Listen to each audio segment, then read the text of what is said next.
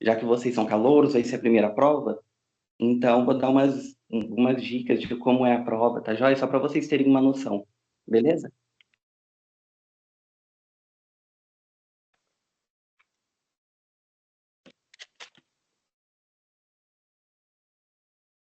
Beleza, obrigada. Imagina. Deixa eu ver, 2 horas, vou esperar o restante do pessoal entrar. Aí nós já começamos já.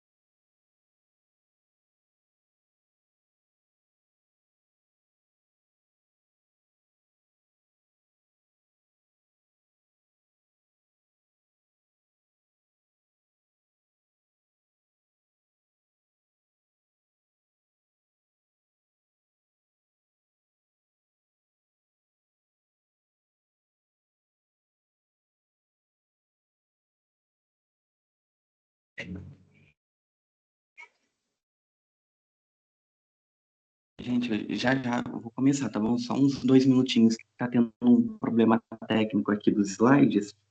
Aí em 2 minutinhos a gente já começa, tá bom?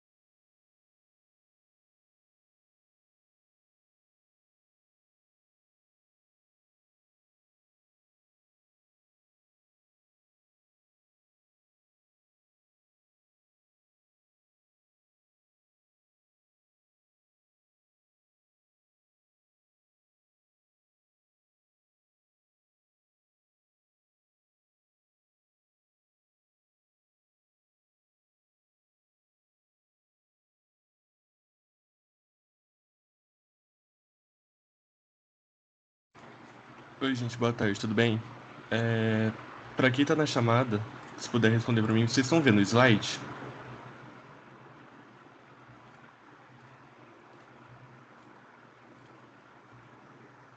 Gente,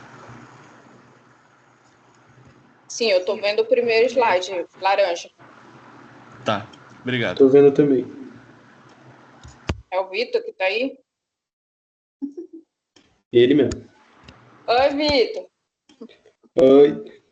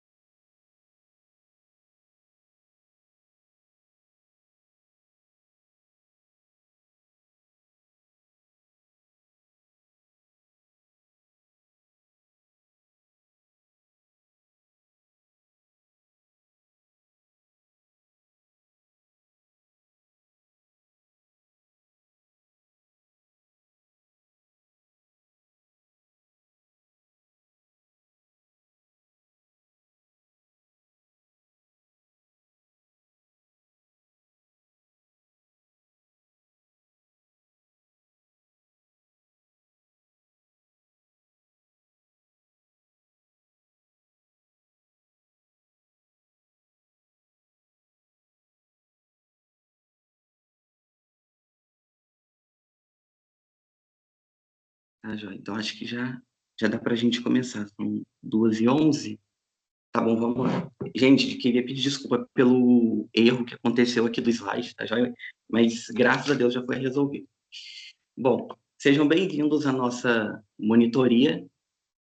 Meu nome é José Pedro, como alguns de vocês já me conhecem, né? Porque eu sou tanto integrante da Liga de Direito Civil quanto do Clube de Argumentação. Então, quem de vocês aí dos primeiros anos está na Liga ou no Clube de Argumentação já deve ter me visto, falado comigo, e quem me conhece já deve ter me visto de cara mesmo, né? Porque eu estudo aqui à noite, no período da noite, então acabo esbarrando com alguns de vocês pelos corredores, enfim. Sejam bem-vindos novamente à monitoria de Antropologia Teológica e Salesianidade.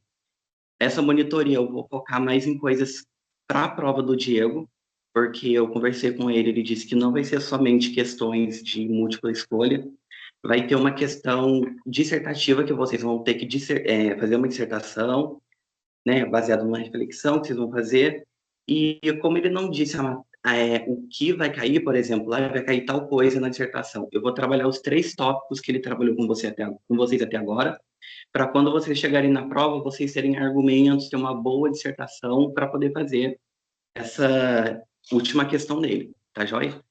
Matheus, você pode passar, por gentileza.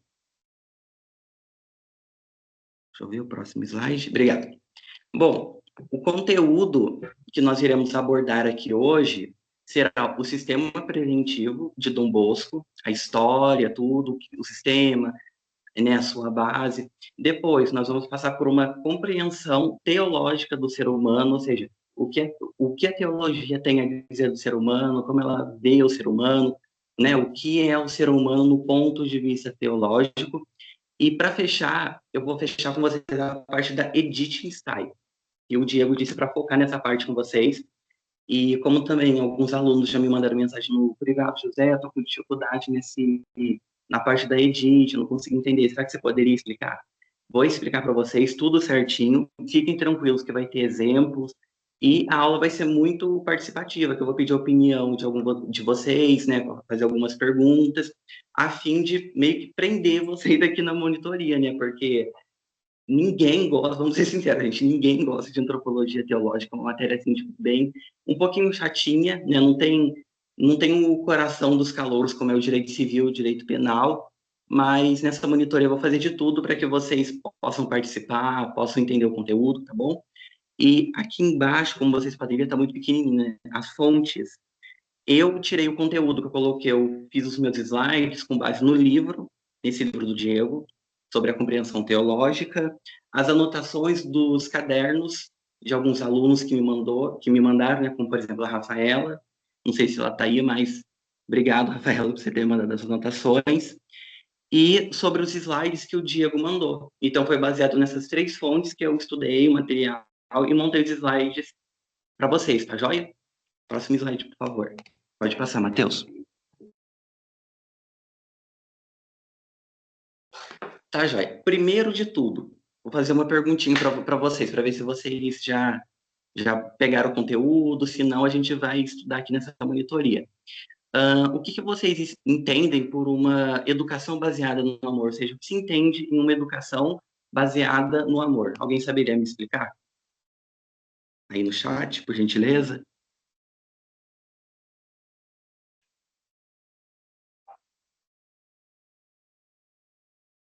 Gente, ninguém, ô louco. Alguém tem um conceito aí, uma ideia? A educação que visa não só a parte profissional, entender, fazer a pessoa entender não só profissionalmente, mas também o interior dela, se ela tá bem, se ela tá compreendendo, se ela tá bem mentalmente, fisicamente. Sim, exatamente. Como que é seu nome? Esqueci. Maria, Conheço. Ah, Maria. Muito bem, Maria, certíssimo. Exatamente. A educação baseada no amor, né, o que se entende, é aquela educação que ela é baseada na paciência, no carinho, no ensino e no diálogo. Então, é uma educação que é baseada no diálogo. em que você chega com né, onde o educador chega para o estudante e com paciência, com ensino, né, com diálogo, ele consegue sim educar a pessoa com base no amor, com base no diálogo. Ou seja, é uma educação, como você mesmo disse, que não só se preocupa com a pessoa, mas com o interior dela, o seu emocional, o que aflige ela, quais são os seus problemas, enfim, uma educação baseada no amor é aquela baseada no diálogo, na conversa, perdão, na conversa, na razão, entendeu? Então, basicamente é isso, é uma educação baseada no ensino, no diálogo, na compreensão, e que busca acolher a pessoa, né? Entender os seus problemas e, em alguns casos, ajudá-la. Então, basicamente, isso é o que se entende por uma educação baseada no amor. Parabéns. Próximo slide, por favor. Bom, vamos começar por uma coisa muito importante ao mesmo tempo legal. Primeiro de tudo, para nós entendermos o primeiro tópico, o sistema preventivo de Dom Bosco, nós temos que parar e pensar, tá, da onde ele surgiu, com quem ele surgiu, como que ele se desenvolveu até chegar aqui hoje. Para isso, nós temos o que aconteceu há anos atrás com Dom Bosco, o famoso sonho que ele teve, onde ele sonhou que tinha duas crianças que estavam resolvendo seus conflitos, mas usando a força bruta, usando a violência, onde eles estavam mesmo, digamos, esbofeteando, vamos falar num termo mais compreensível. Então, Dom Bosco, ele teve esse sonho, em que ele sonhou que tinha duas crianças que estavam resolvendo os seus conflitos na base do soco, na base da força bruta.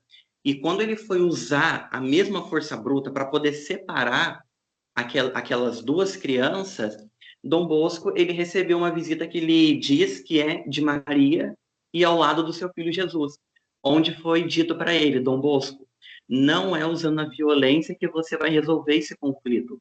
Você não vai resolver um conflito lutando com a mesma arma do inimigo. Ou seja, se eles estão resolvendo seus conflitos, essas crianças na violência, você não vai usar violência. Você vai usar um outro método. E que método que ele usou? O método do amor, o método do carinho, né? Então, quando ele usou esse método para ensinar, para educar esses jovens que estavam usando a força bruta, usando a violência, Dom Bosco, ele diz que no seu sonho, com isso, as crianças foram se tornando em cordeirinhos, né? Traduzindo, ou seja, eles foram ficando cada vez mais mansos, foram entender o que eles estavam fazendo e, mediante isso, eles pararam de usar força bruta e começaram a se tornar, digamos, a ficarem mais ternos, ou seja, mais, como eu vou dizer para vocês, tranquilos. Ou seja, aquele conflito tinha passado por conta que Dom Bosco chegou, cumpriu o que Maria disse para ele de apartar, mas de uma forma mais educada, de uma forma mais amorosa. E em seguida foi dito para ele que a missão dele era cuidar dos jovens. Por isso mesmo que o sonho já diz, quando ele sonhou com uma criança e ele foi resolver aquele conflito no amor, automaticamente veio para ele, você tem um dom, né, uma missão de resolver os conflitos com os jovens, mas de uma forma mais amorosa.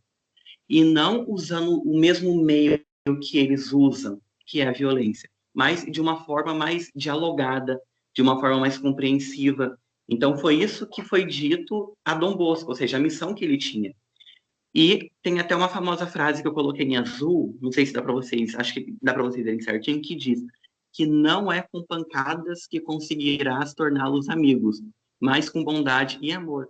Porque nós concordamos que a pancada, ou seja, essa forma de resolver a violência, né, a pancada, ela não necessariamente educa a pessoa, não torna a pessoa amiga, ou seja, você vai piorar mais ainda a situação.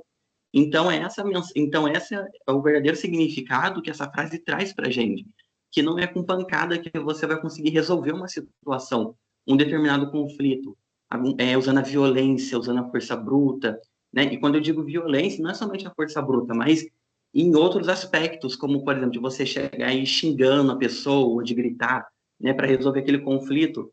E foi isso que Dom Bosco, que foi revelado para ele, que ele tem que resolver esses conflitos na base do diálogo, na base da bondade, do amor, que aí sim vocês vão conseguir resolver esse determinado conflito. Então, essa era a missão de Dom Bosco, cuidar da juventude e educá-los com a paciência, no amor, no diálogo. Então, essa que é a missão, né, que foi dada a Dom Bosco através desse sonho, resolver os conflitos entre os jovens, né, cuidar da juventude, usando uma educação mais amorosa, baseada no diálogo e na paciência.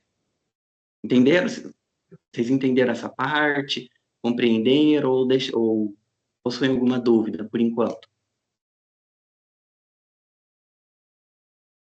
Vocês entenderam perfeitamente? José, eu não sei se é só o meu, mas eu tô com um problema no chat, então eu acho que quando eu for responder tem que ligar o microfone. Mas eu não tô com nenhuma dúvida, não, só afirmando. Não? Tá, joia, Não, perfeito. é que o meu chat não tá funcionando.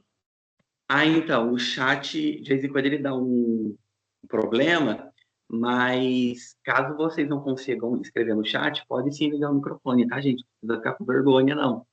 Tá, joia? Então, por enquanto, nenhuma dúvida, certo? Vamos passar para o próximo tópico do nosso slide. Tá. Vimos sobre o sistema preventivo de Dom Bosco, né? Um pouco, a história, o sonho que ele teve. Baseado nisso, num pouco que eu pude explicar para vocês sobre o que vem a ser o sistema preventivo, vocês conseguiriam me explicar a distinção entre um sistema preventivo e o sistema repressivo? Vocês sabem me dizer a diferença entre esses dois sistemas?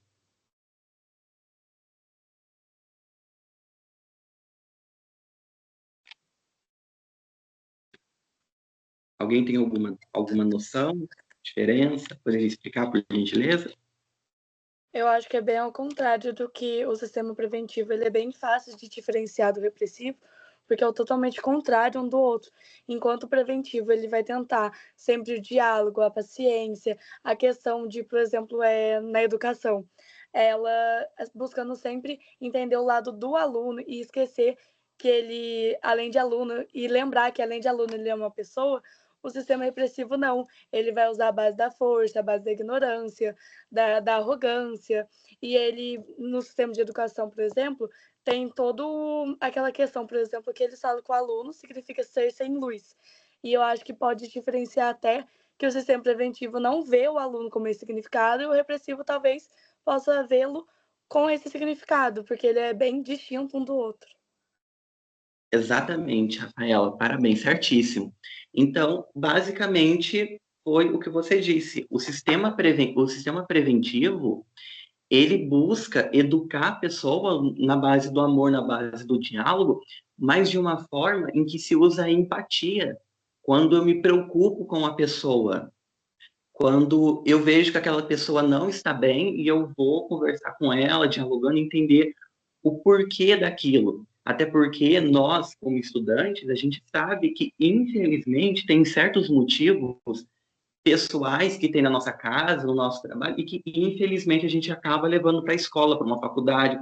Então, a educação, esse sistema preventivo vem justamente com isso, de entender o problema que a pessoa tem e tentar resolver na base do diálogo, usando a empatia, enquanto o sistema repressivo é totalmente diferente, é um sistema baseado no medo, na punição.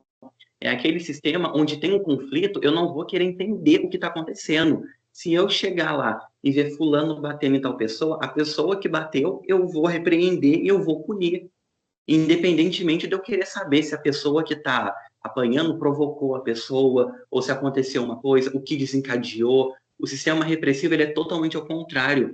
Ele vai naquilo que ele vê, naquilo que ele olha. E baseado nisso, ele pune a pessoa na base do medo, na base da repressão, né, da opressão, não buscando entender o motivo daquilo, o porquê daquilo. Então, o sistema repressivo ele é totalmente diferente do preventivo. Porque enquanto o preventivo ele busca entender a pessoa, os seus problemas, resolvendo o diálogo, o repressivo ele pune, ele age na forma da punição, na base do medo, não se preocupando com as pessoas. E para não ficar muito prolixo, Mais para frente vai ter, eu coloquei alguns pontos detalhados em que eu vou comentar do sistema repressivo e do preventivo. Tá joia? Mas basicamente é isso, Rafaela. Certinho. Deixa eu ver. Sistema preventivo. Certo. Pode passar no próximo slide, por favor. Tá joia. Vimos sobre um pouco do sonho de Dom Bosco, aonde desencadeou esse sistema preventivo, né? Como que ele surgiu. E agora nós vamos, de fato, o que é o sistema preventivo de Dom Bosco?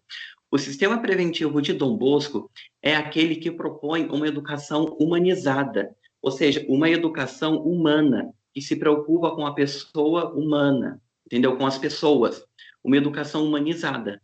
E ela é focada na confiança, no diálogo, no acolhimento e na fraternidade. Então, ela é uma educação focada na confiança, porque eu não vou conseguir resolver, né, baseado nesse sistema, um problema da pessoa se a pessoa não tem confiança em mim.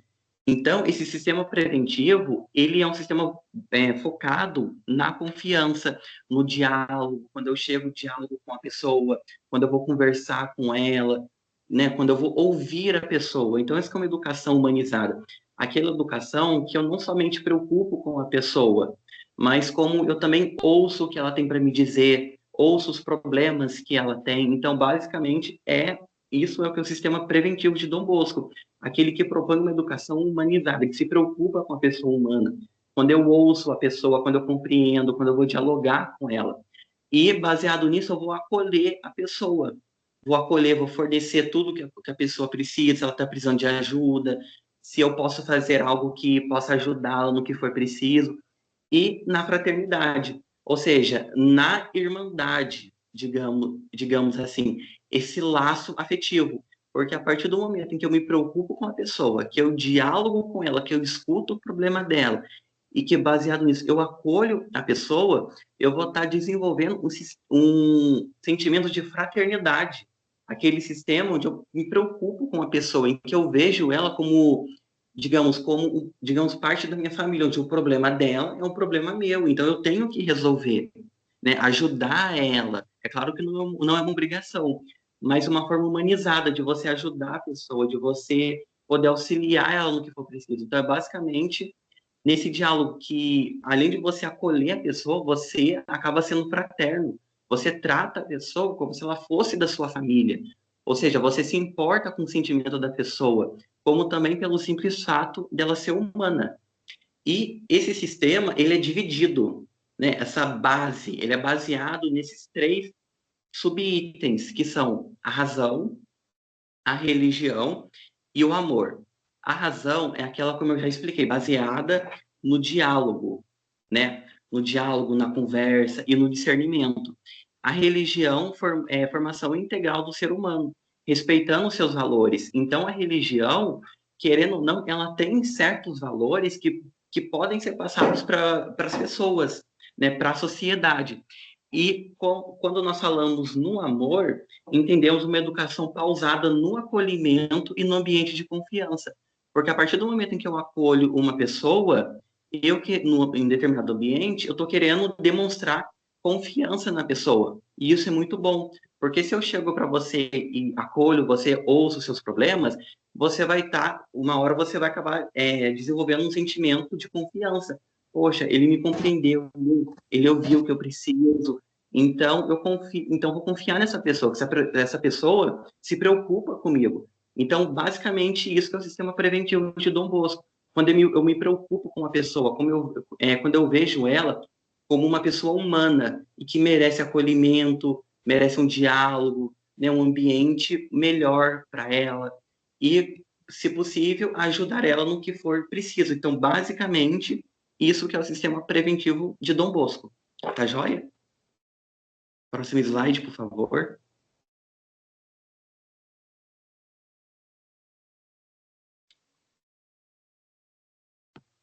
Certo. Agora, como nós vemos sobre o que é o sistema preventivo de Dom Bosco, a gente vai ver agora a sua aplicação. como que vai dar essa aplicação na educação contemporânea? Em uma educação baseada no respeito, na confiança, como eu disse para vocês, formação de um ambiente seguro para os alunos, ou seja, a partir do momento em que o educador ele ouve os estudantes, né, tem um diálogo com eles, eles vão fornecer um ambiente seguro para os alunos, onde a pessoa vai ter confiança, vai se sentir segura, vai se sentir protegida, entendeu? Então, basicamente, essa é a aplicação desse sistema, promovendo um ambiente seguro, onde as pessoas se sentem confiantes, se sentem seguro, protegido, e na valorização do vínculo entre educadores e estudantes, o que era diferente antigamente, porque antigamente a linha que separava, né, entre o educador e o estudante era muito grande. O educador não se preocupava com o estudante, somente com o seu desempenho, com as suas notas, e o problema é dele, eu não tenho nada a ver com isso, eu estou aqui para ensinar, e ele está aqui para, né, educar, ensinar, e ele está aqui para absorver o conteúdo para aprender. Agora, o problema que ele tem, eu não estou nem aí. Então, basicamente, era isso antigamente. E o que foi trazido atualmente, né, na educação contemporânea, uma educação onde além de fornecer um ambiente seguro para os alunos, eu valorizo o vínculo entre educadores e estudantes, onde o estudante pode chegar no educador e contar o que está acontecendo com ele. Até porque, como eu lhes disse anteriormente, há certos problemas que, infelizmente, acaba interferindo na nossa vida acadêmica. Então, isso é um dos motivos da valorização do vínculo, onde esses problemas que eu tenho, eu posso conversar com o educador, porque de alguma forma vai me atrapalhar. Então é sempre bom ter esse vínculo entre educador e estudante, tá joia? E tem uma outra frase que Dom Bosco disse, que sem familiaridade não se pode demonstrar afeto, e sem essa demonstração não pode haver confiança. Então, basicamente, traduzindo, se eu não tiver familiaridade com a pessoa, se eu não demonstrar afeto, empatia, eu posso passar confiança para a pessoa? Óbvio que não. Se eu não me preocupo com a pessoa, se eu não tenho uma empatia, como que a pessoa vai se sentir segura e eu vou demonstrar confiança na pessoa? Ou seja, a pessoa vai ter confiança na minha parte? Nenhuma, zero. Então, eu tenho que demonstrar afeto, uma confiança para a pessoa, né? Demonstrar a partir do diálogo, para que a pessoa possa ter confiança em mim, né? Falar, poxa, eu confio nessa pessoa, ele me ouve, ele conversou comigo. Então, basicamente é isso. Se você não tem familiaridade, não tem empatia, não demonstra afeto pela pessoa, a pessoa não vai se sentir confiante, né? E você não vai se sentir seguro e tampouco você vai demonstrar confiança. Então, essa que é a aplicação. Uma educação baseada no respeito, na confiança, na formação de um ambiente seguro para os alunos e onde o vínculo entre os alunos e né, entre os educadores e estudantes são valorizados.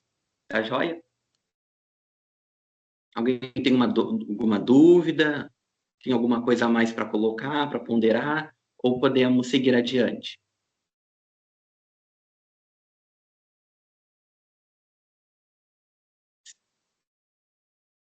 Alguém tem alguma dúvida? Tem alguma coisa a ser ponderada? Não, obrigado, José. Perfeita explicação. Tá joia, obrigado. Próximo slide, por favor.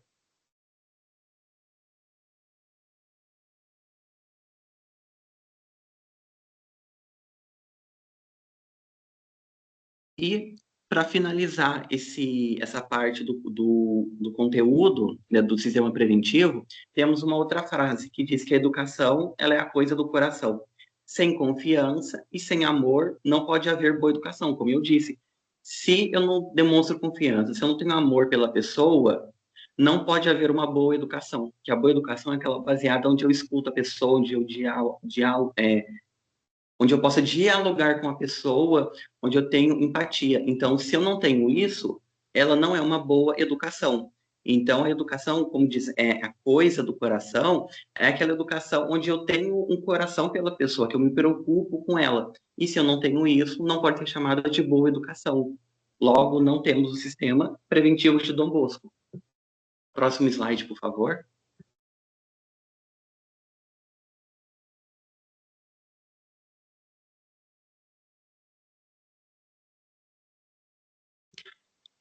Deixa eu ver. Ai. Nossa, ô, Matheus, eu acho que, não sei se eu mandei errado, porque tinha as fotos dos slides dessa parte da aplicação. Deixa eu dar uma olhada aqui no meu, gente, só um minutinho.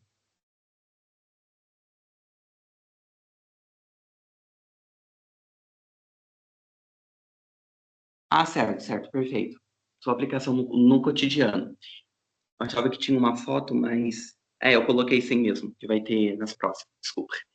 Então, pessoal, agora a gente vai ver a aplicação no cotidiano, ou seja, atualmente, aonde essa educação ela é aplicada, né? Que vocês vão ver de agora, em seguida, que se aplica em diferentes esferas, né? No cotidiano, tá joia?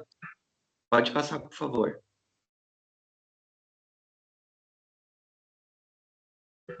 Vamos lá, vamos começar primeiro na área da educação, entre o professor e o aluno, onde há um diálogo e uma compreensão, ao invés de punir. Então, ao invés de eu punir uma pessoa, de eu julgar a pessoa pelo que eu vejo, sem antes dialogar, procurar entender, né, a pessoa, eu tenho que ter um diálogo, eu tenho que compreender a pessoa. Então, se baseado no sistema de preventivo, né, de Dom Bosco, é aquele em que, no âmbito educacional, na área da educação, o professor, ele procura entender o problema do aluno, dialogar e compreendê-lo, compreender o seu problema, ao invés de punir. Ou seja, há uma certa empatia que o professor tem que desenvolver com o aluno e vice-versa. No aspecto da família e da criança, onde os pais têm que educar a criança com amor, na clareza, nas regras, explicar, né, de fato o que pode, o que não pode. Porque nós conhecemos, tem famílias em que pune a pessoa, em que em alguns casos usa violência, entendeu? Do pai chegar, não querer conversar com o filho, não ser claro, explicar as regras para a criança. Ah, mas não importa. A criança não vai botar a mão no fogo, eu preciso falar. Não é exatamente isso. É você chegar e conversar com a criança, dialogar com ela, e não simplesmente punir, como certos pais fazem. Né? Infelizmente, alguns fazem isso na base da violência, na base do castigo, né? Em alguns casos, de forma excessiva, exacerbada. Então, além de ter essa educação entre professor e aluno, deve haver no convívio familiar da criança, que é onde ela aprende os seus valores e leva para a escola, para a sociedade. E o outro passo no ambiente escolar, eu ensino baseado no respeito, no acolhimento, onde eu acolho a pessoa, onde eu entendo a pessoa, né, tenho um sentimento de empatia pela pessoa. Então, na área da educação, nós temos três divisões: no âmbito da escola, entre o professor e o aluno, no âmbito da família e no âmbito escolar. Então, essa é a educação, né, desse sistema no âmbito educacional, dividido entre na escola, no ambiente escolar e na família, né, no meio familiar da criança. Próximo slide, por favor.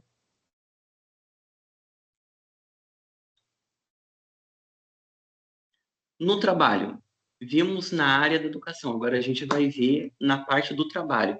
Como que o sistema preventivo de Dom Bosco, essa educação baseada no diálogo, na compreensão, pode ser aplicada no trabalho? Bom, vamos começar. Liderança humanizada. É aquela onde tem uma motivação à equipe pelo diálogo, onde o líder motiva a sua equipe a partir do diálogo, a partir da compreensão, e não pelo medo por parte dos gestores. E no âmbito do trabalho, na parte da liderança, é quando o gestor, ele motiva a sua equipe, ele trata na forma do diálogo, entende, ouve as novas ideias, e não na base do medo, na base do eu, do tipo, eu mando, eu faço isso, e ninguém tem que dizer nada. Então, na parte do trabalho, vem exatamente com isso, de que não, embora você seja líder, você tem que compreender a pessoa, você tem que dialogar, e não impor o respeito na parte do medo, mas sim no diálogo, que muitas pessoas confundem, né? A parte do impor respeito, na parte do medo. A gente tem que impor o respeito na parte da educação, na base do diálogo, e não na forma punitiva. Então, é exatamente isso na parte da liderança. No relacionamento... José? Sim. Só complementando, nessa parte é uma parte muito importante a gente falar a questão do assédio moral, né, por parte da liderança no trabalho. Sim, exatamente. Que as pessoas Perfeito. ultimamente, elas sofrem muito psicologicamente. Na Coreia, por exemplo, as pessoas costumam até sofrer fisicamente agressões, eu já vi, mas o psicológico é o pior, porque elas são exigidas ao extremo, são expostas na frente dos colegas de trabalho. Então, isso aí é uma realidade muito triste, né, atual. Sim, exatamente. Perfeita colocação. E eu ainda complemento o que você disse, certíssimo. Tem alguns casos também em que dentro de uma empresa, gente, isso eu li um caso que apareceu de uma moça que não tinha condições e trabalhava numa empresa porque ela precisava para cuidar dos seus filhos, da sua família. E o seu patrão ficava assediando ela e ela não podia falar nada, coitada, infelizmente, porque se ela falasse, ela teria que perder o emprego, logo ela teria, infelizmente, que passar necessidade. Então, muitas das vezes, a parte do assédio moral vai naquela parte onde o gestor comete esse crime e a vítima, boa parte delas, além de ser mulher, elas não podem falar, porque se ela falar, ela perde o emprego delas, para você ver a situação que chegou. E no próximo tópico do relacionamento entre os colegas vai basicamente nisso, onde tem o seguinte, por exemplo, se você trabalha com uma pessoa, as pessoas vão ter o seguinte pensamento, boa parte. Bem, o meu relacionamento com essa pessoa é profissional. Eu não estou nem aí pelo que a pessoa está passando. Não, eu não me importo. Eu não me importo. Infelizmente a gente tem isso, mas tem essa parte, infelizmente, de que os colegas não se preocupam com o sentimento dos outros, ou seja, a relação aqui é profissional. Não estou aqui para ficar ouvindo blá blá blá de pessoas.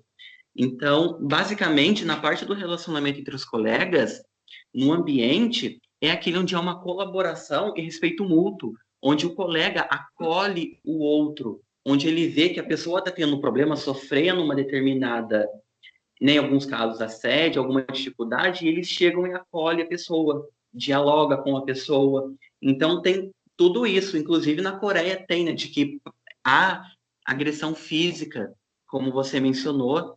Então, basicamente isso na parte do trabalho e na cultura organizacional, que é o quê? O investimento no bem-estar dos funcionários por parte da empresa. Então, hoje em dia, baseado nisso, as empresas elas estão investindo no bem-estar dos funcionários por parte dela, ou seja, colocando psicólogos, uma assistência psicológica na pessoa, ou seja, hoje em dia está progredindo na esfera do trabalho, de modo em que o líder motiva a sua equipe, baseado no diálogo, onde há um relacionamento de respeito mútuo entre os colegas, né, de fraternidade, e aonde a empresa investe no bem-estar dos funcionários, como um exemplo, assistência psicológica. Então, dá para a gente ver como essa educação, esse sistema estão sendo implementados na parte do trabalho, onde o líder se preocupa com a equipe, os colegas têm um ambiente seguro de colaboração, e é onde a empresa investe nessa parte. Perfeito? Agora a gente vai Vai ver ter o mais outro. produtividade também, né?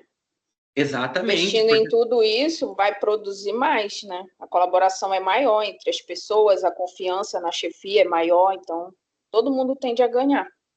exatamente, porque a partir do momento onde eu me sinto bem acolhido, ouvido, o meu rendimento vai melhorar bastante, eu vou me sentir seguro. Então acaba rendendo não só por parte, né, da pessoa de se sentir acolhida, mas por parte da empresa. Muito bem colocado, exatamente isso.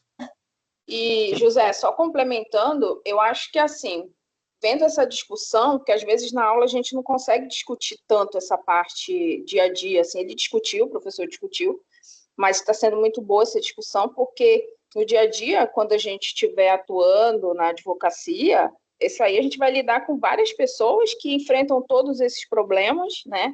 Então é bom a gente ter essa visão, né, do que seria ideal, do que é a realidade e tentar ver isso no direito também, né? A gente vai estar convivendo direto com essas questões.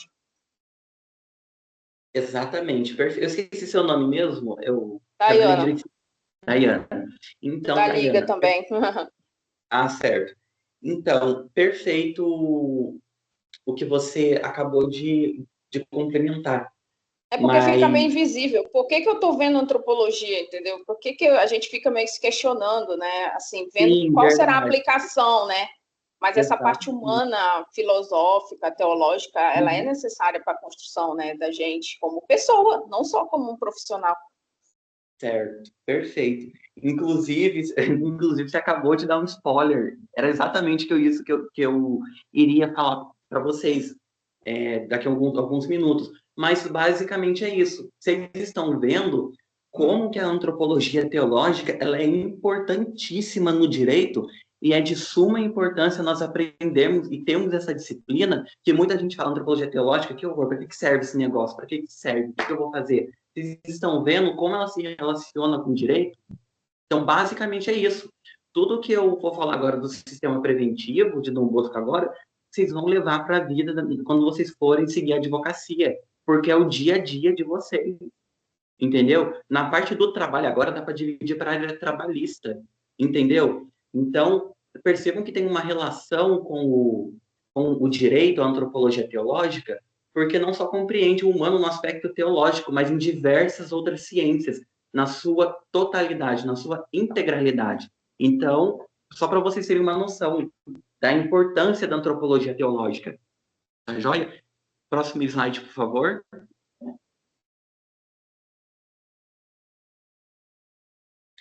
E, gente, a partir dessas monitorias, eu sempre vou trazer a minha aula, a minha monitoria, assim, com temas onde eu possa escutar vocês, onde vocês possam dialogar comigo, expor as ideias, um acontecimento, olha, aconteceu isso comigo, tal, tal, tal, né, referente ao tema.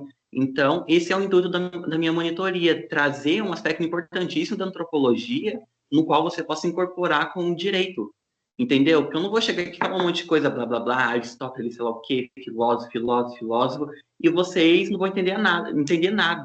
Entendeu? Porque não adianta eu querer falar isso e aí na casa de vocês querem me dar um murro na minha cara e me jogar pela janela quando vocês me virem pelo corredor. Então, basicamente, essa será a minha abordagem na minha monitoria. Tá joia? Outro ponto, na vida pessoal e nas relações, amizades e família, construção de relações, onde eu construo uma relação de afeto, de amizade, não só na minha vida pessoal, mas nas minhas amizades, na minha família, onde eu acolho eles, né, onde eu tenho um tratamento humanizado, na convivência social, resolução de conflitos pelo diálogo e não pela imposição, onde em um trabalho em grupo, né, no meio social, na sociedade, eu procuro resolver os conflitos pelo diálogo e não pela imposição, que é a advocacia, onde o advogado vai ter que resolver aquele conflito pelo diálogo, pela compreensão e não pela imposição. Vocês estão vendo a importância dessa matéria na advocacia? Na advocacia, a gente vai ter que resolver os conflitos na base do diálogo, acolhendo o nosso cliente em caso quem for na área criminal pegar uma adolescente que foi vítima de estupro. Além de você acolher a pessoa, você vai resolver no diálogo, né, esses conflitos. E na comunidade, engajamento em ações sociais e solidárias para ajudar os mais vulneráveis. Outro ponto principal que vocês estudaram no direito civil e que é importantíssimo para o direito, princípio da dignidade da pessoa humana. Aquele princípio onde eu vejo a pessoa como humana, onde eu reconheço e respeito ela pelo simples fato dela ser humana, igual à minha pessoa. Então, esse terceiro tópico da comunidade vai justamente para isso, onde, além de eu entender o princípio da dignidade humana, onde eu vejo a pessoa como humana, né, onde eu reconheço e valorizo ela, eu vou propor ações como ações solidárias, sociais, né, aquelas pessoas mais vulneráveis, como tem, por exemplo, assim, trabalho, como eu vou dizer, fugiu a palavra, né, vulnerável não, voluntariado, que tem aqui na Unisal. É justamente por isso, onde eu levo essa parte humanizada aos mais vulneráveis, onde eu ajudo eles com ações solidárias. Então, percebam como esse sistema preventivo de Dom Bosco está incorporado não somente na nossa instituição, mas no ordenamento pátrio, como o princípio da dignidade humana. Vocês estão vendo a importância que tem nesse âmbito das relações, tanto pessoal quanto enquanto sociedade. Então, é muito importante a gente ter esse ponto da dignidade da pessoa humana. Próximo slide, por favor. A aplicação na sociedade. Alguns exemplos. Na segurança pública, temos a adoção de políticas que priorizem a prevenção em vez de repreensão, onde eu coloco medidas, né, como eu vou dizer, medidas públicas, né, como vocês vão ver em TGE, onde o intuito dessas medidas é justamente para prevenir, né, ou seja, justamente para prevenir com que aquela pessoa cometa um certo ato errado. Então, eu procuro buscar medidas de conscientização, de prevenção, para evitar, ao invés de punir. Porque a partir do momento que eu não tenho essa medida de prevenção, que eu só vou punir, a pessoa não vai melhorar, não vai ter uma conscientização, não vai usar a razão. Ou seja, ela pode continuar fazendo e a gente só vai punir, ao invés de prevenir, de evitar. Então, é isso que tem no aspecto da segurança pública. Na saúde mental, acolhimento das pessoas em sofrimento, como é o caso no âmbito do trabalho, onde as empresas investem na saúde mental, colocando auxílio psicológico nas empresas, e onde eu acolho as pessoas em sofrimento, promovendo um ambiente de escuta, de suporte, de empatia. Na espiritualidade, a vivência dos valores cristãos de forma ativa e solidária, não somente na religião evangélica, mas em demais religiões, onde nós podemos ver valores, né, importantíssimos, como na religião espírita, na Umbanda, na evangélica, na católica, no budismo, em diversas religiões. Então, quando eu falo espiritualidade, não se resume apenas na católica ou na evangélica, mas nas demais religiões. Por isso que fala espiritualidade, né? Espiritualidade é um conceito amplo, tá joia? Próximo slide, por favor. Tá joia. Conclusão. O que nós vimos até agora? Vimos o sistema preventivo de Dom Bosco como modelo de educação humanizado, os seus princípios, ou seja, a sua base, amor, razão, religião, e como eles se manifestam no cotidiano, na contemporaneidade, né, na atualidade, em diferentes aspectos, né, trabalho, relações sociais, na família, tudo isso que nós vimos até agora. Alguém está com alguma dúvida até aqui? Perfeito, podemos prosseguir?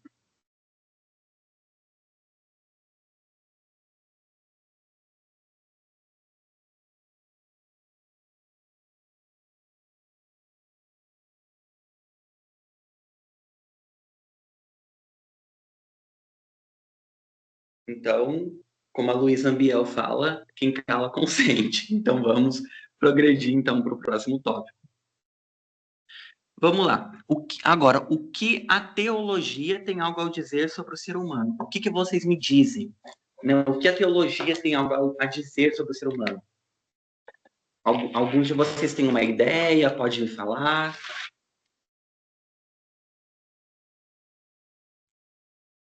Alguém tem uma noção? Não tem problema responder errado não, viu, gente? Aqui nós estamos para aprender e a gente aprende com os erros. Então, não tem importância em errar. Não fiquem com medo, com vergonha.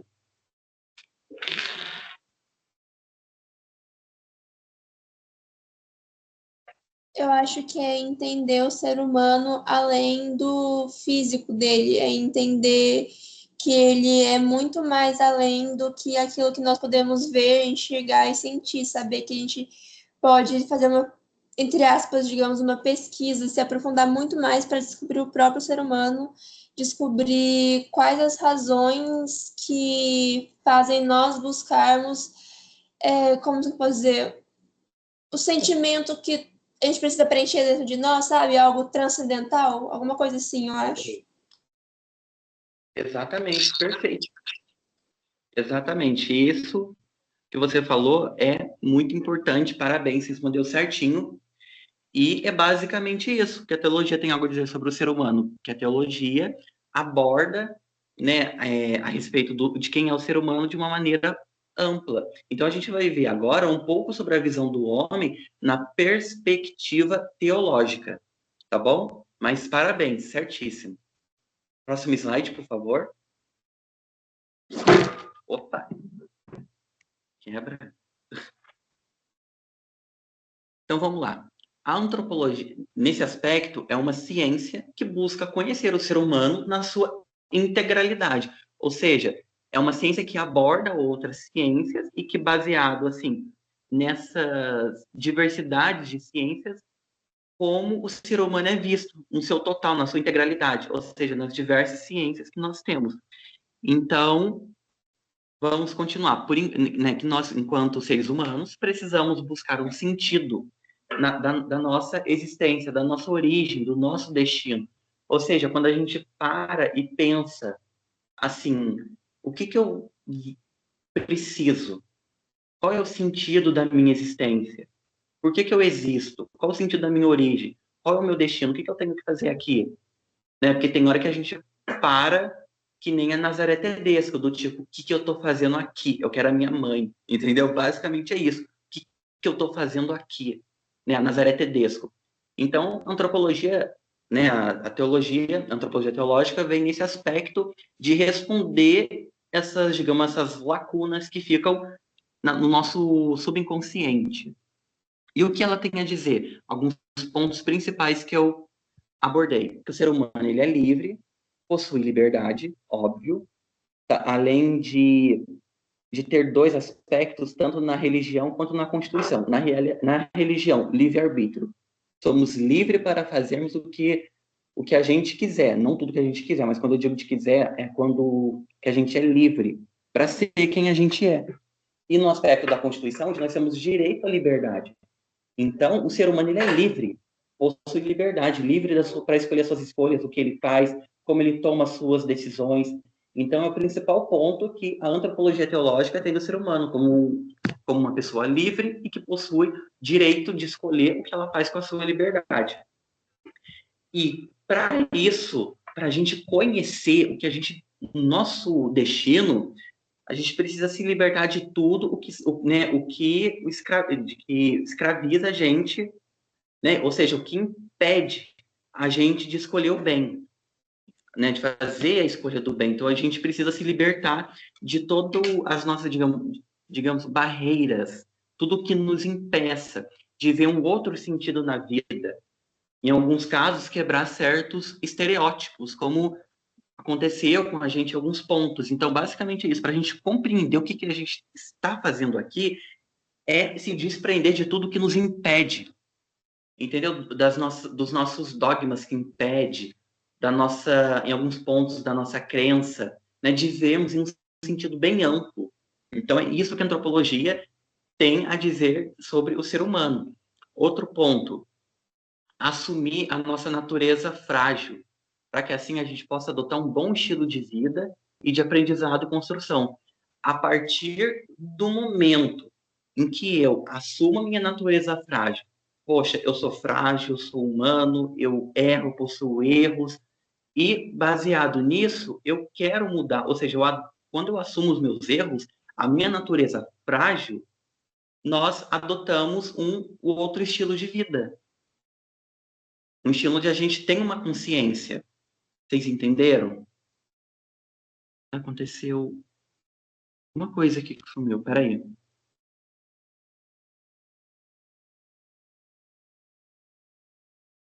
José, esses slides você vai disponibilizar ele? Vou sim, claro. Mas você vai colocar onde? No Drive ou no grupo? No WhatsApp mesmo? Eu encaminho para vocês, pode ser? Tá. Vocês estão vendo os slides aí ou não? Tá no slide que você parou. Ah, tá certo. Isso. Perfeito. Então, deixa eu ver onde é que eu parei. Deixa eu ver. Ah, certo. Outro ponto, buscar compreender, né? Ela busca compreender o ser humano na sua integralidade. Então, a antropologia, ela vai buscar conhecer a pessoa em todas, digamos que eu vou dizer, em todos os seus aspectos, né? Peraí, gente, subiu de novo aqui. Ô, Glória. Peraí.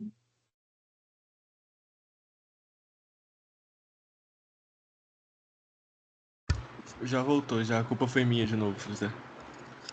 Ah, não, tranquilo, já. Pode continuar. É porque eu tô gravando 2 aulas ao mesmo tempo e toda vez que eu saio pra entrar na outra sala, o slide sai. Pode continuar. Ah, tá joia. Obrigadão, que eu fiquei com medo. Falei, ai, meu Deus do céu, e agora?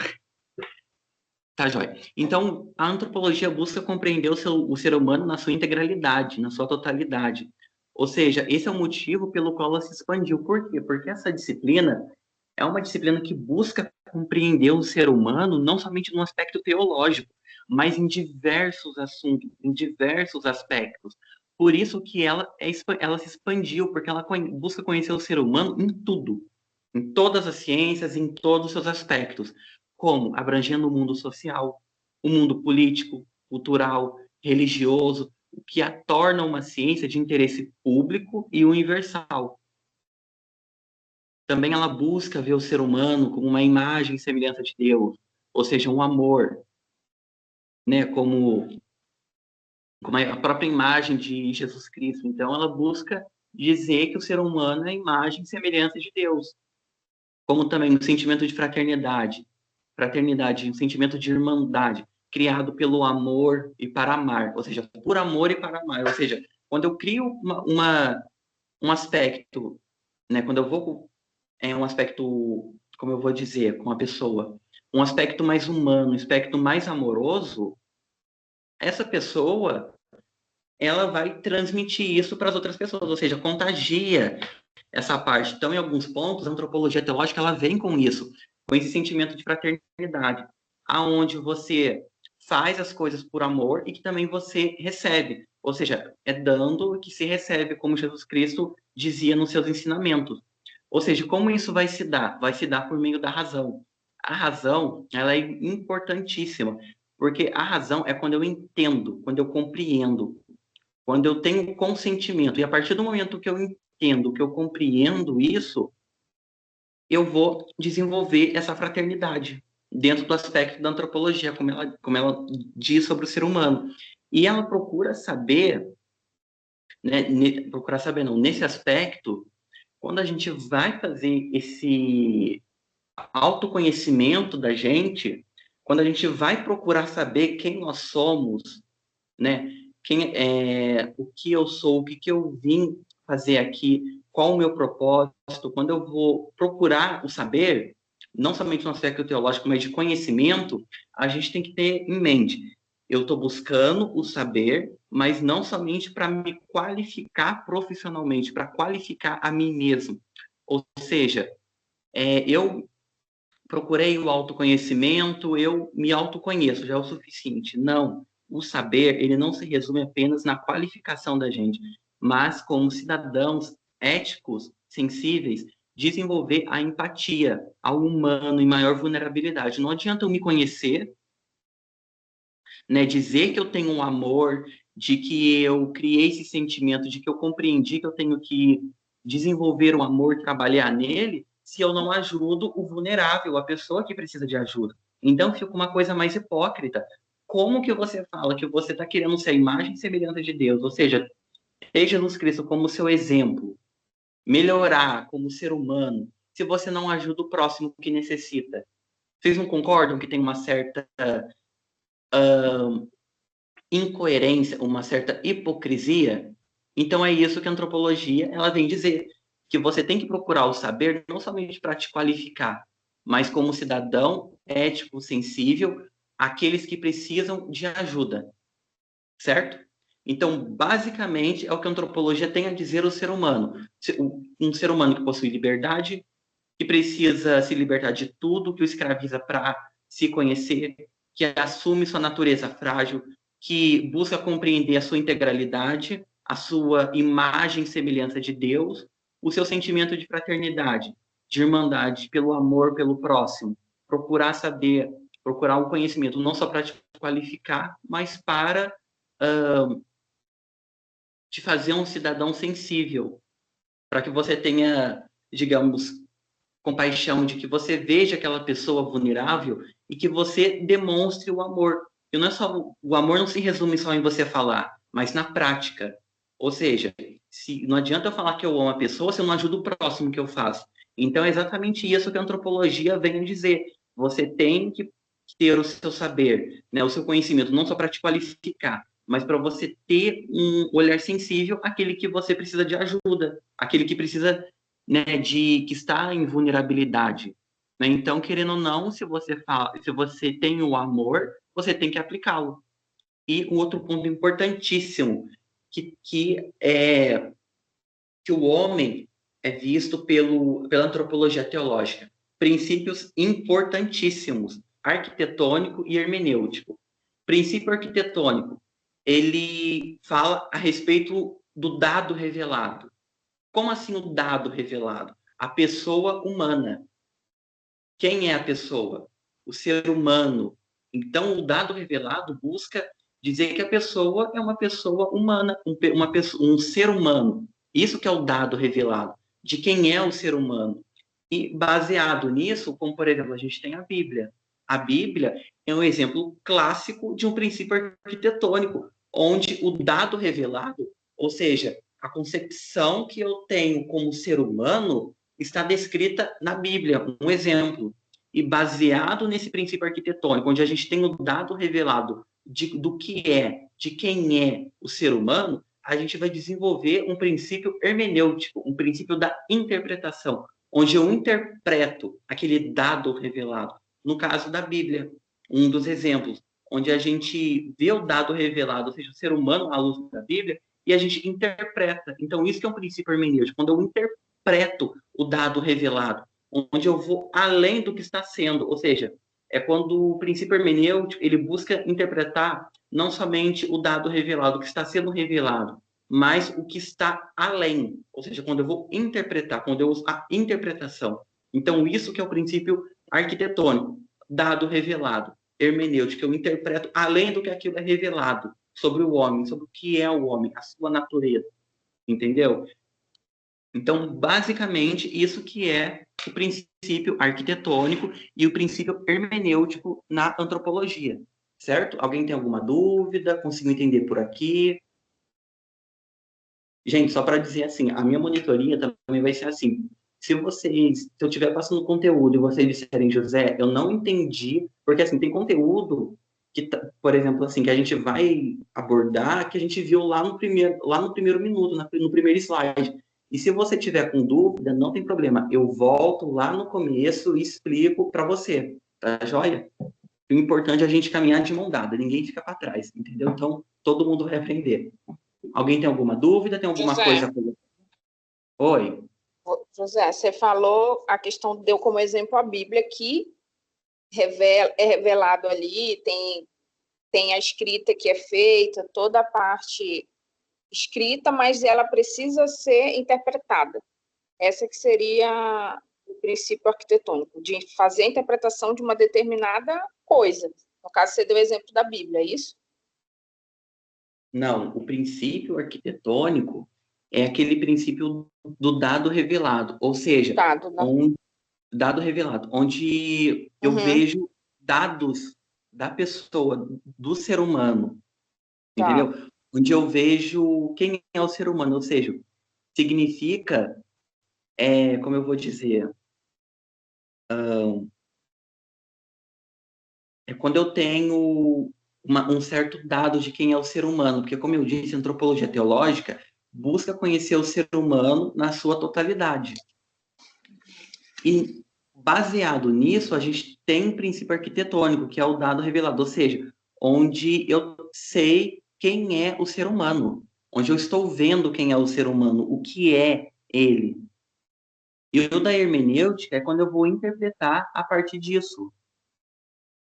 Conseguiu entender? Ah, tá, era isso. É que eu confundi aqui. É que eu confundi, mas a hermenêutica é a interpretação, certo? Obrigada, entendi. De nada. Basicamente, assim, o dado revelado é o próprio ser humano. É o próprio. Ou seja, a revelação que tem do ser humano é o próprio ser humano. E a hermenêutica é quando eu interpreto além desse abre aspas, próprio ser humano. Porque a partir do momento que eu tenho o dado revelado, né, que é o próprio ser humano, eu vou interpretar quem é o ser humano, um aspecto mais além, como, por exemplo, da Bíblia, que fala sobre o homem. Quando a gente vai entender o ponto hermenêutico, a gente vai entender que o ser humano ele é muito além disso, de matéria. Ele é algo espiritual, algo que possui alma, algo que possui um sentido. Ou seja, hermenêutico, quando eu interpreto aquele dado que foi revelado sobre o homem. Você conseguiu entender certinho? Ou quer que eu explique? Assim, de outra forma. Entendi sim. Ficou Que claro? na hora eu acabei falando o contrário para você, mas eu entendi sim. Obrigada, tá? Imagina, conseguiu entender perfeitamente? Acredito que sim. Obrigada. De nada. Deixa eu ver já vimos esse ponto. Próximo slide, por favor. Certo. Agora nós iremos ver as dimensões que orientam a compreensão sobre o ser humano na sua integralidade, ou seja, na perspectiva da fé cristã. Então, essas 3 dimensões, elas vão orientar como o ser humano é compreendido, como se dará a sua compreensão. Como, por exemplo, a relação entre Deus e o homem. Qual a relação entre Deus e o homem? Uma relação de paternidade, de paternidade, fraternidade, onde nós somos filhos de Deus, uma relação entre pai e filho. Vocação sublime de relacionar-se com Deus, né, com Jesus Cristo, a figura central importante. Porque a antropologia teológica, nesse aspecto, vem dizer que qual é a nossa vocação nessa parte da relação entre Deus e o homem? É somente dizer que é uma relação entre pai e filho? Não. É uma relação que diz que nós temos uma vocação. Qual é essa vocação? Uma vocação de relacionar-se com Deus. E quando eu digo em Deus, vocês vão ver com o Diego que é um aspecto bem amplo. Deus ele pode ser visto de diferentes formas, né, nas religiões. Então, a nossa relação com Deus, com o Criador, com o Divino, é uma relação entre pai e filho, cuja vocação é da gente manter essa relação com Deus. Então, a gente nasceu para se relacionar-se com Deus, como tinha antigamente no Jardim do Éden, onde quando teve mesmo tendo essa quebra desse vínculo, a nossa vocação e a nossa natureza é o quê? Se relacionar-se com Deus. Essa é a primeira dimensão, para compreender o ser humano no aspecto teológico, como uma pessoa que tem uma relação de paternidade com o divino, cuja vocação é ter essa relação, de manter essa relação. Outro ponto, a condição de criatura em liberdade. Ou seja, o ser humano ele não é forçado a se relacionar com Deus. Um exemplo clássico é no Jardim do Éden. Se Deus forçasse isso, a gente não estaria, né, não haveria essa quebra desse vínculo, estaríamos ainda lá.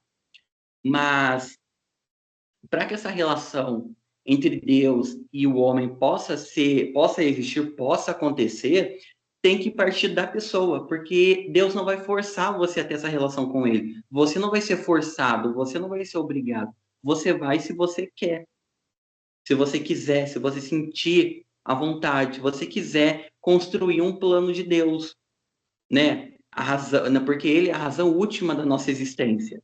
Então nós somos obrigados não, a gente é convidado a construir esse plano de Deus, onde a partir do seu amor, a gente dia a dia transmitir esse amor de Deus para o nosso próximo, para a sociedade, buscar ser imitador de Jesus, porque muitos podem negar a existência de Deus, mas não podem negar a existência de Jesus, porque tem indícios na história.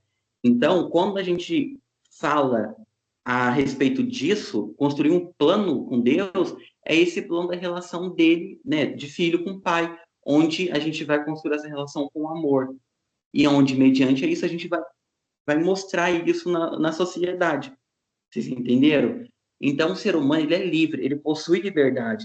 E para isso, para ele construir esse plano com o divino, ele precisa se libertar de tudo que o escraviza, ou seja, os seus estereótipos, as suas barreiras, né, a sua concepção, né, para ter a livre escolha do bem. Um exemplo clássico para explicar isso é lá na passagem da Bíblia, quando Nicodemos encontra com Jesus Cristo, que Jesus Cristo fala para ele construir um plano com Deus. E Nicodemos fala isso, mas como que eu faço? Jesus Cristo fala o quê?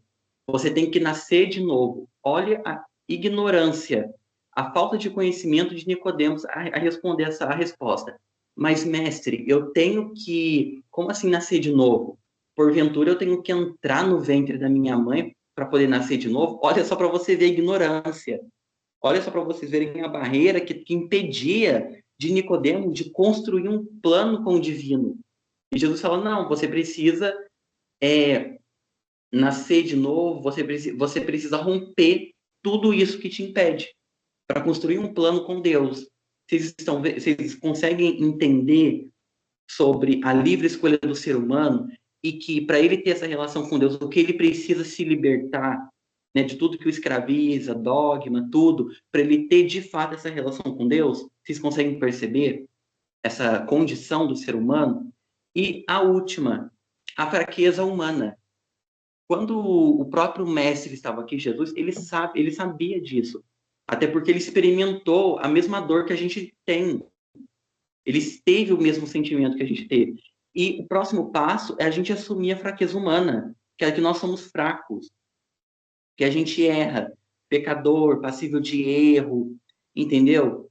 E embora a gente seja agraciado com a aliança com Deus, pela aliança com Deus, a gente continua sendo humano. Então, não é porque eu passei a ter um relacionamento com Deus, a construir um plano com o divino, que eu vou me tornar santo. Pelo contrário, vamos continuar com a nossa fraqueza humana, tendo o erro, sendo passível de cometer pecado, de ser passíveis de erro. E embora a gente tenha construído um relacionamento com Deus, não nos torna isentos da nossa fraqueza, não tira a nossa fraqueza. Entendeu? A gente continua limitado, frágil, vulnerável. Então, essas dimensões, elas vêm justamente para isso, para orientar a compreensão do ser humano na sua integralidade, como uma pessoa que é livre para convidar, né, uma pessoa que é livre para ter um plano com Deus, uma pessoa que possui fraquezas, que reconhece que é fraco, que é frágil, que é limitado, vulnerável, e que possui uma vocação. Qual é? Construir um plano de relacionamento com Deus, uma relação de fraternidade, de irmandade, paternidade, de pai e filho. Vocês conseguiram entender essas dimensões? Como elas são importantes para compreender o humano na sua compreensão, no aspecto teológico? Vocês têm alguma dúvida? Tem algo a acrescentar? Tá tudo bem por aqui, pessoal?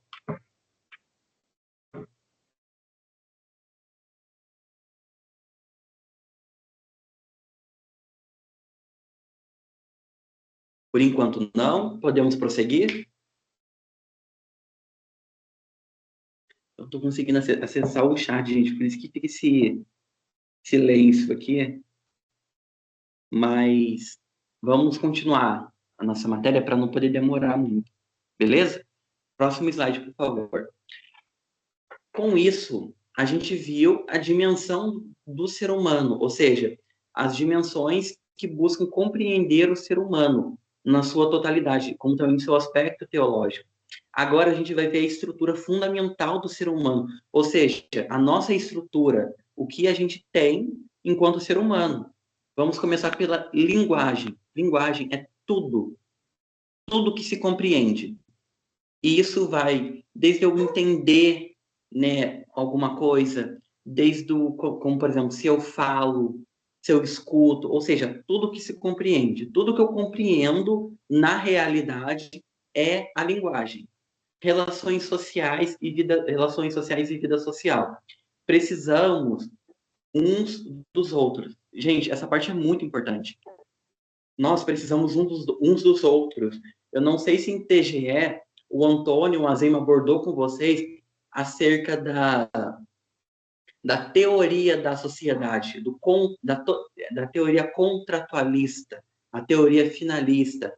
E tem uma teoria que diz que nós, enquanto ser humano, precisamos uns dos outros para atingir os nossos objetivos. A gente precisa. Tanto é que tem aquela frase, Ubuntu. Eu sou porque você é. Eu preciso de você e você precisa de mim. Então, a gente precisa uns dos outros. Então, faz parte da nossa estrutura, essa relação que nós temos com o meio social, com a sociedade. Vocês estão entendendo? Cultura, costumes, tradições, histórias, que é passado de geração em geração. Um exemplo clássico, tradição, dito popular. Sempre na nossa família, a gente cresce ouvindo um dito popular. Uma tradição, um costume. Então, isso sim faz parte da gente. A cultura, os nossos costumes, as nossas tradições, histórias, que são passadas de geração em geração. Vida política, somos seres políticos. Aristóteles vai dizer, nós somos animais políticos. O que é a política? Vocês já devem ter visto o conceito de política em TGE. Simplesmente capacidade de sentar e resolver problemas. Simples, a gente faz política o tempo todo. Como, por exemplo, agora, a gente está fazendo política, porque a gente está dialogando. Vocês estão dialogando comigo e eu estou dialogando com vocês. É uma política. A gente faz política o tempo todo. O tempo todo a gente faz política. Conhecimento científico, tudo que nós aprendemos, os nossos conhecimentos que a gente absorveu, tanto na escola, num curso, numa faculdade, ou seja, tudo que nós aprendemos, conhecimento científico. E o diálogo, a nossa língua, a nossa conversa, como nós nos comunicamos na sociedade, isso é diálogo. Tudo que a gente conversa, que a gente fala, que a gente se expressa, como que a gente se comunica, né? A forma como nós nos comunicamos na sociedade. Perfeito? Alguém tem alguma dúvida em algum desses pontos aqui? Conseguiram entender essas estruturas? Ficaram com mais dúvidas? Querem exemplos? Como é que vocês estão aí, pessoal?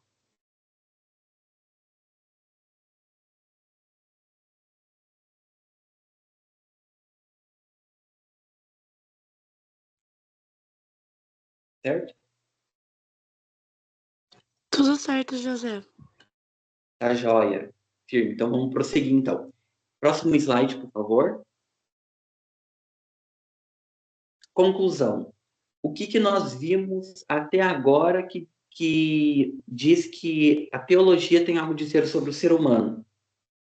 Vocês sabem me responder agora? Vamos ver, galera, vocês estão prestando atenção. E aí, o que vocês têm a me dizer? Disso tudo que a gente falou. Alguém poderia ligar o chat, dizer, mediante isso, o que a teologia, afinal, tem algo a dizer ao ser humano? Alguém se habilita a dizer?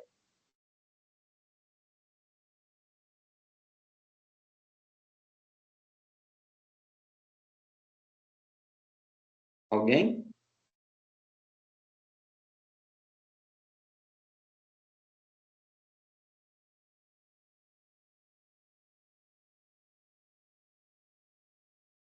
Então, vamos fechar essa parte do conteúdo e vamos para editar. Então, só concluindo o que a gente viu. Vimos o que a teologia tem algo a dizer sobre o ser humano, as suas dimensões e a estrutura fundamental do ser humano. Então, nesse slide a gente viu esses 3 pontos no aspecto da antropologia teológica, no que tange ao entendimento, né, entendimento, a compreensão sobre o que de fato quem é o ser humano, o que ele precisa, qual o propósito e o que ele precisa para ter essa relação com Deus.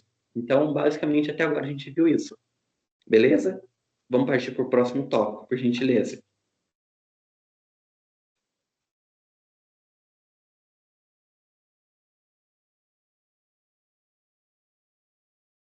Certo. Só para fazer um ponto, gente. No slide anterior, tem uma coisa que eu quero mencionar com vocês e que está totalmente interligada ao direito, que é o princípio da dignidade da pessoa humana. A partir do momento que eu conheço a pessoa, né, desde o sistema preventivo até a compreensão teológica, o que a gente pode extrair desses dois slides em comum? Que a partir do momento em que eu sou criado por amor, que eu ensino um diálogo baseado na compreensão, né, sobre a pessoa, um diálogo onde eu converso com a pessoa, onde eu acolho ela, a gente vai estar fazendo uma conscientização disso. E com isso, a gente vai entender a conscientização da inviolabilidade da dignidade da pessoa humana. É um princípio que não pode ser violado. E como nós seremos juristas, advogados, quando apresentar risco, né, quando houver uma ameaça ou lesão a esse princípio, ou seja, a dignidade da pessoa, a gente tem que correr para combater, ou seja, para lutar por isso. Então, isso que eu preciso que vocês extraiam da matéria de hoje, da antropologia teológica, que enquanto, a partir do momento que eu entendo o sistema preventivo de Dom Bosco, a compreensão teológica do ser humano, né, a compreensão teológica que a teologia tem sobre o ser humano, a gente vai desenvolver uma conscientização sobre a inviolabilidade da dignidade da pessoa humana. E, futuramente, quando nós formos advogados, a gente vai poder lutar e combater essa ameaça ou lesão a esse direito, a esse princípio. Então, vocês estão vendo como é importante estudar essa matéria, o que ela tem tudo a ver com direito. Outro aspecto, o ponto da hermenêutica. Vocês vão usar hermenêutica, gente, o tempo todo. Seja para interpretar uma doutrina, para entender o conteúdo, uma legislação, uma jurisprudência, enfim, tudo no direito. Então, o que dá para extrair dois pontos importantes que faz com que a antropologia, até o momento agora na nossa aula, se comunica com o direito, que nós vimos e podemos extrair, é sobre o princípio da dignidade humana e, como eu disse em seguida, tá? O princípio da dignidade humana e o próximo, eu esqueci, gente. Eita, dignidade da pessoa humana e o próximo, eu acabei esquecendo. Será que alguém me lembra aí, gente? Pelo amor de Deus, acabei esquecendo aqui.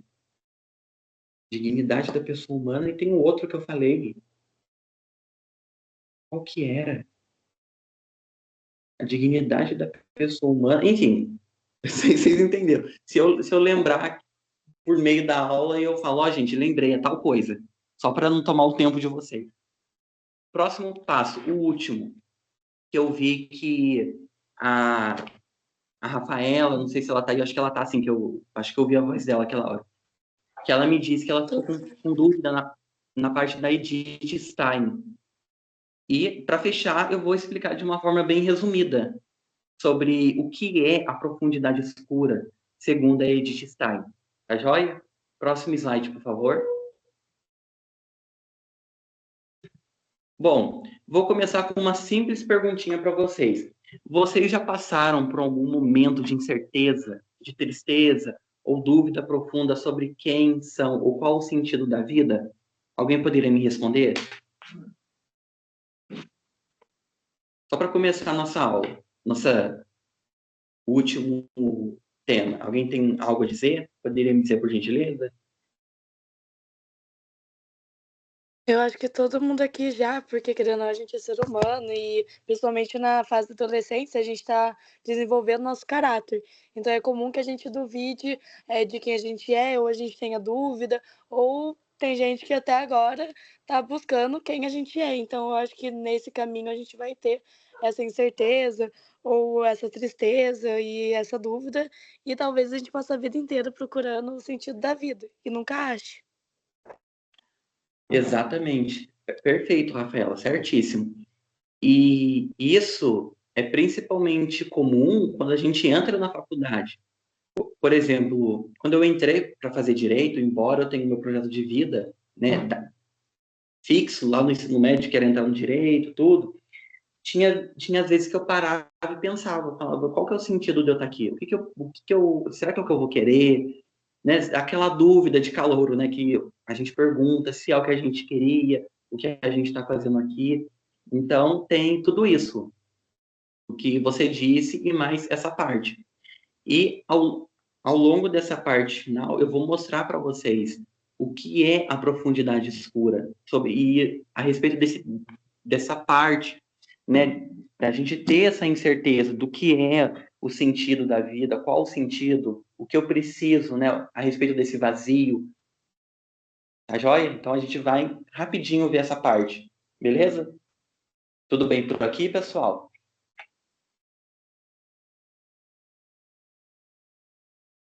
Então, acho que a gente já pode ir para o próximo slide. Próximo slide, por favor. Vamos lá, vamos começar primeiro o que a Edith ela afirma, o que ela tem a dizer sobre a profundidade escura, né, sobre a estrutura. Edith Stein afirma que nossa estrutura antropológica é sustentada numa profundidade escura. Resumindo, o que ela quis dizer? Ela afirma que a nossa estrutura antropológica ela é sustentada por uma espécie vamos falar de vazio. Então, ela afirma que a nossa estrutura ela é composta por uma profundidade escura, um vazio, um escuro, digamos, um fundo do poço, onde ela vai dizer qual é a solução que está no slide seguinte. Então, a Edith, ao mesmo tempo que ela afirma que a estrutura antropológica do homem é sustentada por um vazio, por uma profundidade escura, ela vai dizer qual a solução para o preenchimento desse vazio, que eu vou mostrar para vocês. Tá joia? Próximo slide, por favor.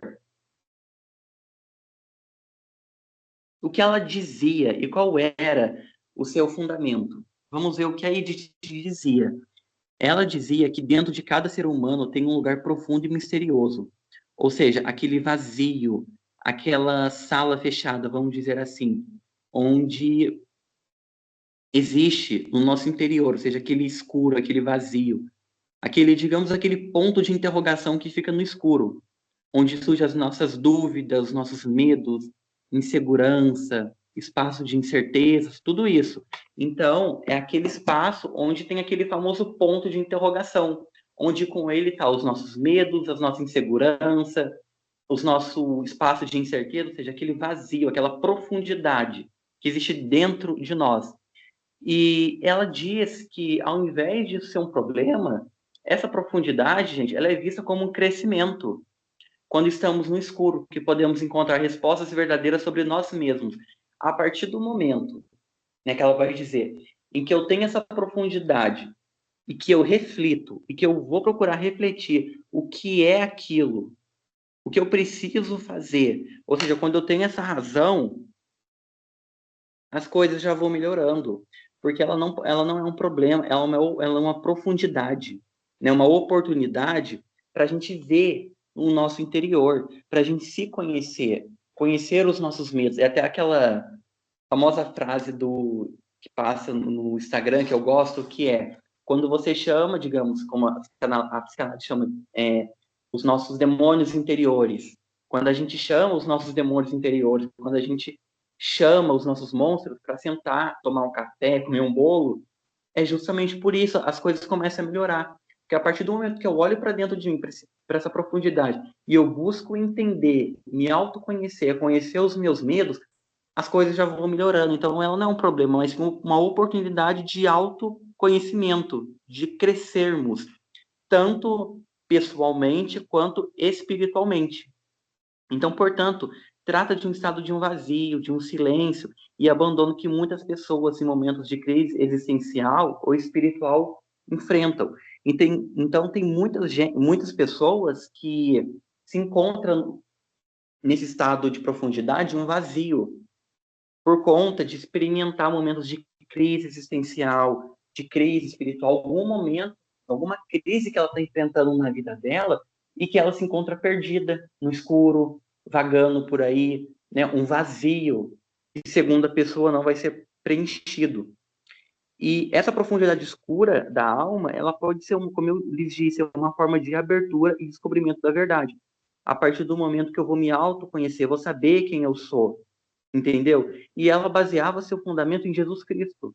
Ou seja, ela dizia que somente ele era capaz de fazer com que nós enxergamos e vivemos sentido na vida, sobre o vazio. a respeito das suas imitações, a respeito de quem ele era, a respeito dos seus passos, a respeito dos valores que Jesus deixou. Então, tudo isso, Santa Teresinha também afirma que a solidão, não, que ela via, né, a solidão como uma forma de desenvolvimento e conhecimento. Ou seja, vamos fazer dois paralelos. O que Edith Stein via?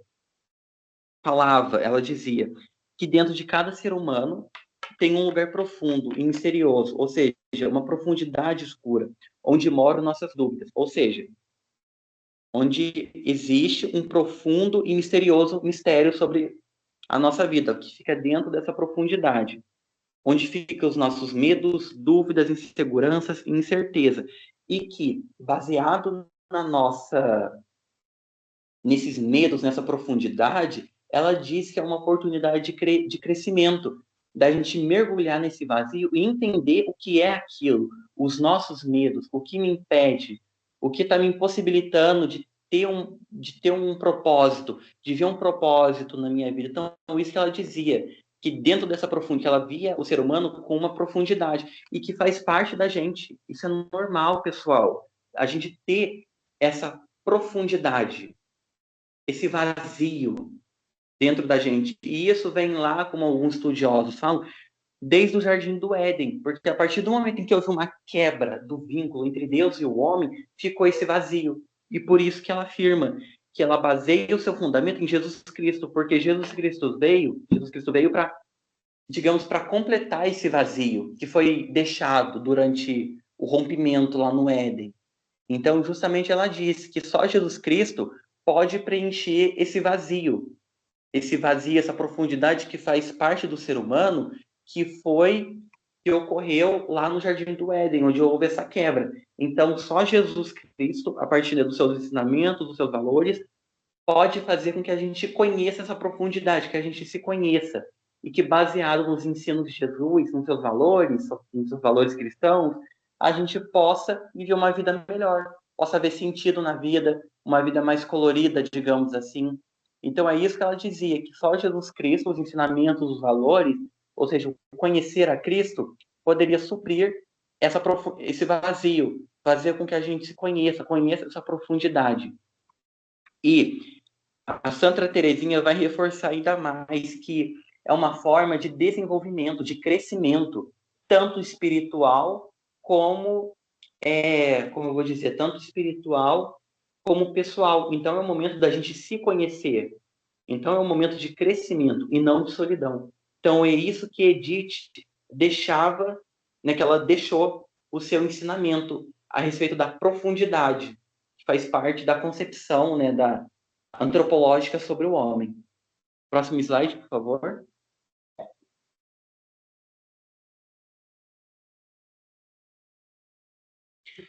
Exemplos práticos, rapidinhos, que demonstra essa profundidade escura que tem entre a gente, que compõe os nossos medos, as nossas incertezas. E, baseado nisso, eu trouxe dois exemplos práticos para vocês. Imagine, vamos supor, imagine, pessoal, alguém que está perdido na vida, sem saber o que fazer. Ele pode ficar com medo e se desesperar, ou pode aproveitar esse momento para refletir e se tornar mais forte. Um outro ponto, um atleta que perde uma competição pode desanimar, mas também pode usar a derrota para treinar mais e se tornar campeão no futuro. Tá aí esses exemplos práticos de que a partir do momento em que eu compreendo essa profundidade e eu quero entender de fato, a gente vai estar evoluindo. Porque, mediante essa profundidade escura, esse vazio, a gente tem duas opções. Ou meter o pé, ou correr, ou procurar entender o que é aquilo. Foi o que eu disse para vocês, a gente sentar e tomar café com os nossos medos, com as nossas incertezas. Ou seja, da gente procurar entender de fato o que é aquilo. Então, esses exemplos reforçam ainda mais de que a gente tem duas escolhas. Ou a gente pode fugir, ou pode aprender com os nossos erros, com as nossas incertezas, decepções, e ser um ser humano cada vez melhor. Procurar sentido, ver um sentido, aprendendo com os nossos erros, até porque a gente aprende mais com os nossos erros do que com os nossos acertos. Então, é isso que no que diz respeito a essa profundidade, sobre os nossos medos e incertezas, que a gente ou pode correr, ou a gente pode aprender com essas dificuldades, essas incertezas. Ou seja, baseado nisso, a gente vai se autoconhecer. E se autoconhecendo, nós vamos começar a ver sentidos na nossa vida, a razão da nossa existência, o porquê nós estamos aqui, qual o propósito da minha vida. Então, a partir da razão, quando eu entendo isso, as coisas vão melhorando. E melhorando, eu vou ter um crescimento tanto espiritual quanto social, digamos assim, pessoal. Entenderam? Então, essa transcendência, ou seja, de dentro para fora, acontecendo isso comigo, eu me autoconhecendo, usando a razão, como eu expliquei para vocês agora, esse processo, eu vou transcender, o efeito de transcendência, quando sai de dentro para fora, quando eu melhoro de dentro para fora.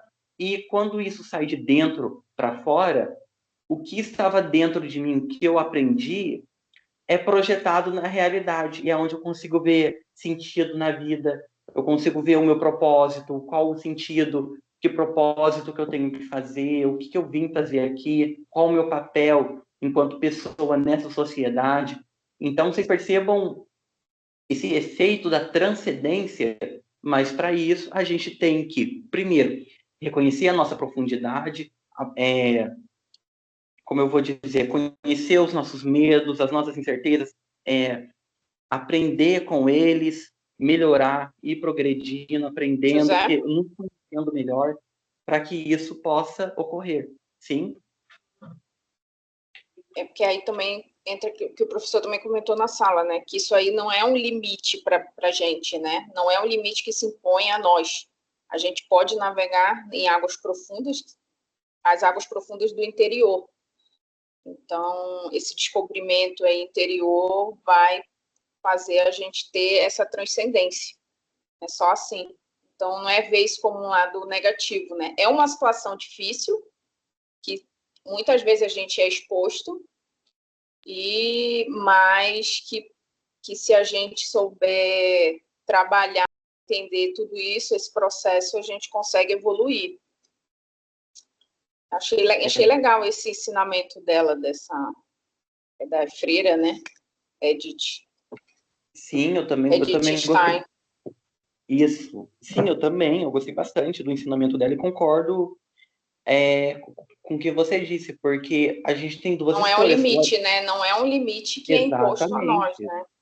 Exatamente, como, por exemplo, de um atleta que perdeu uma competição. Ele pode escolher entre mergulhar nisso, ou seja, eu perdi, eu vou perder para sempre, eu sou um derrotado, ou ele pode aprender com seus erros e buscando cada vez melhorar.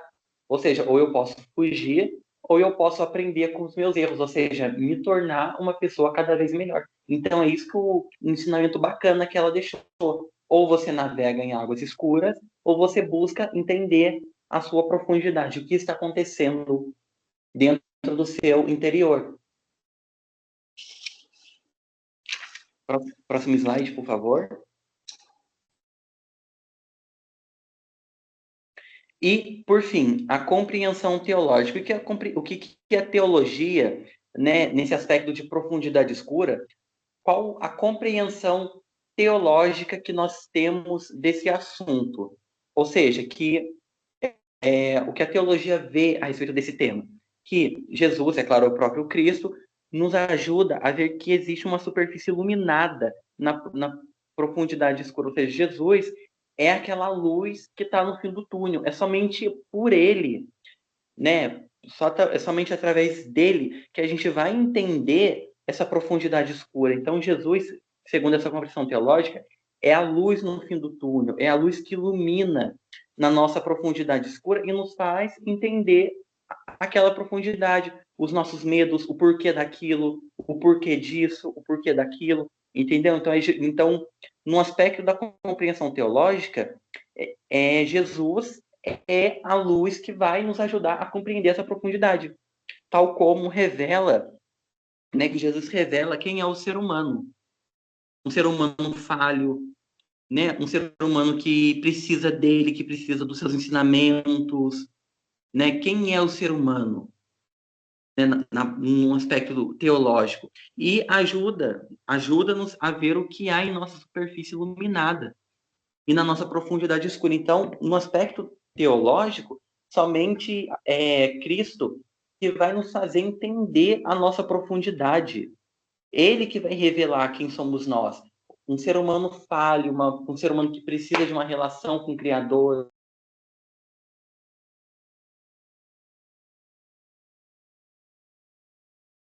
que a partir dele, dos seus ensinamentos, dos nossos valores, nós vamos, aos poucos, crescer e crescendo, desenvolver o autoconhecimento, conhecendo nossa profundidade, o porquê dos nossos medos, das nossas incertezas.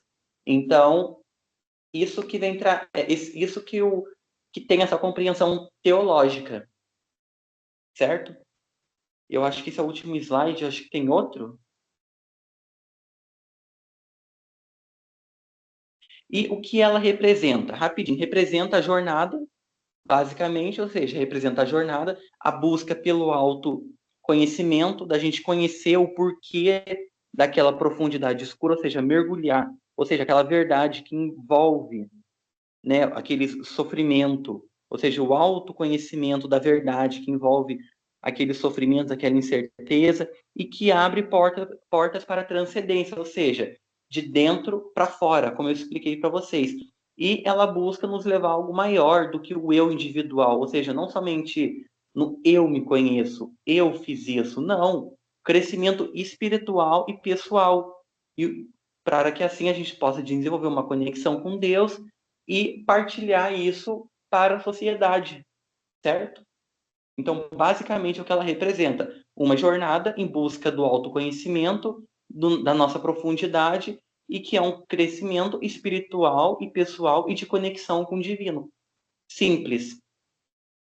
Próximo slide, por favor. Vocês entenderam até aqui, pessoal? Tá tudo bem? Sim. Então, eu fico por aqui. Agradeço pela participação, pela paciência que vocês tiveram em escutar minha monitoria. Peço desculpas se em alguns pontos eu fui um pouco demorado, mas é para um jeito para, como eu vou dizer, para pegar todos vocês, ou seja, para fazer com que todos estejam no mesmo barco que eu, ou seja, para cada um entender de uma forma, tá joia? Então eu agradeço a participação de vocês. Sobre a prova do Diego, relaxem. As questões de múltipla escolha, vocês prestem bastante atenção, principalmente no princípio arquitetônico e hermenêutico, o Diego bagunça, né, as alternativas. E sobre a dissertação, calma, respira com calma, faça um rascunho, pensem com calma, não agem de imediato, reflitam. Eu aconselho a deixar a dissertação por último, para vocês pensarem com calma, refletir e fazer a dissertação dele. Então, basicamente é isso. Prestem bem atenção na prova dele, estudem.